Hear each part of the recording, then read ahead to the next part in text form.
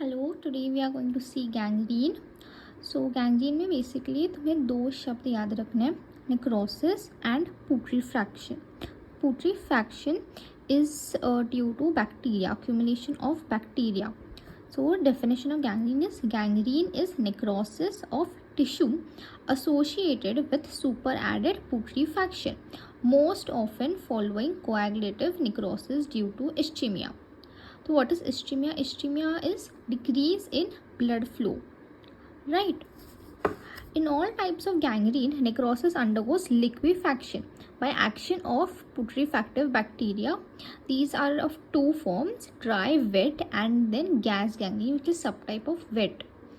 Dry gangrene starts in the distal part due to ischemia. So all types of gangrene start due to ischemia. Example, the toes and feet of an old patient due to arteriosclerosis. So it starts in the arteriosclerosis, but it starts in the distant part of the body like toes. Causes of foot gangrene, dry type, is trauma, ergot poisoning. These two are very easy to remember. Then Berger's disease and Reynolds disease. Dry gangrene's morphological features: it is dry, shrunken, it is black color, and this is most important, resembling a foot of a mummy. The line of separation is complete separation with eventual falling off of gangrene tissue or removed it's not removed surgically. In wet gangrene, you need to remove it surgically. Histological features: necrosis with smudging of tissues. Line of separation consists of inflammatory granulation tissue. Granulation tissue is a kind of healing tissue. It is usually initiated in one of the toes, which is farthest from the blood supply. Toes is literally the end point of our body. So it starts in the toes and then slowly it rises up till it finds a point where blood supply is more. So in the toes it starts, right, where there is ischemia. It rises up, then it finds a blood supply, and even evading bacteria. It is usually initiated in one of the toes, which is farthest from blood supply, containing so little blood that even invading bacteria finds it hard to grow in the necrosed tissue. So then it spreads slowly upwards until it reaches a point where blood supply is adequate to keep tissue viable. The line of separation is formed at this point between the gangrene and viable part. So when it comes to a point where there is blood supply, where there is comparatively less ischemia than the toe, there it starts growing again, and there the line of separation starts. So the line of separation is incomplete here. It is formed at the point where it finds blood again.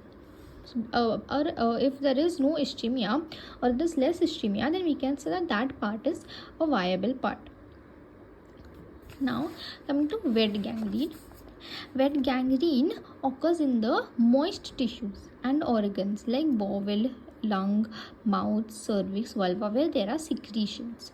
Now it is most commonly seen in diabetic foot, which most people amputate, is due to increase of wet gangrene. They suffer from wet gangrene.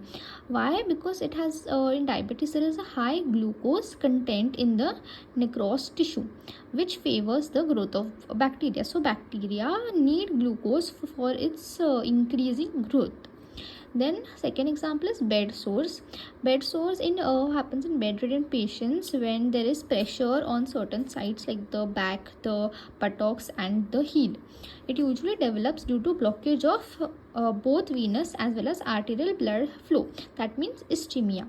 So in these pressed parts, the blood stops flowing, so it causes ischemia, and the gangrene is formed more rapidly. Affected part is stuffed with blood, which favors rapid growth of putrefactive bacteria.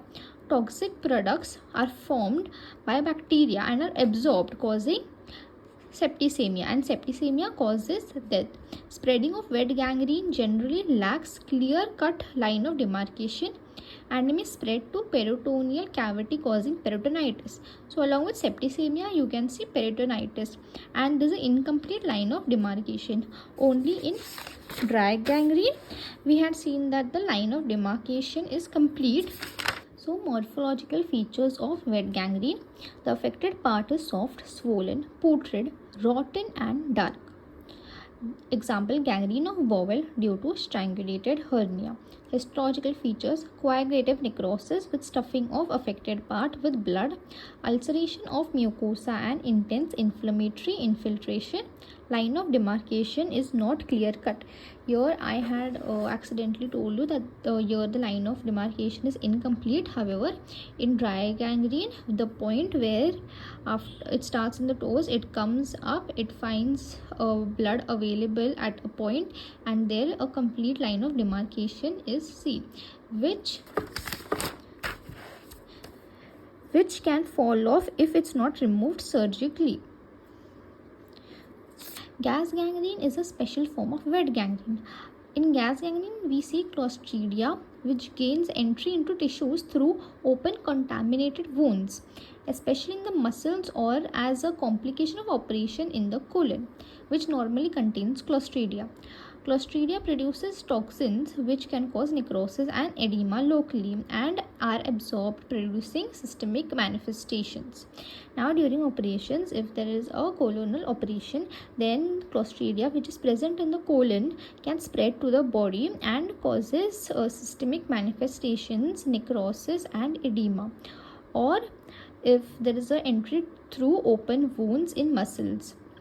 Morphological features: the affected area is swollen, edematous, painful and crepitant.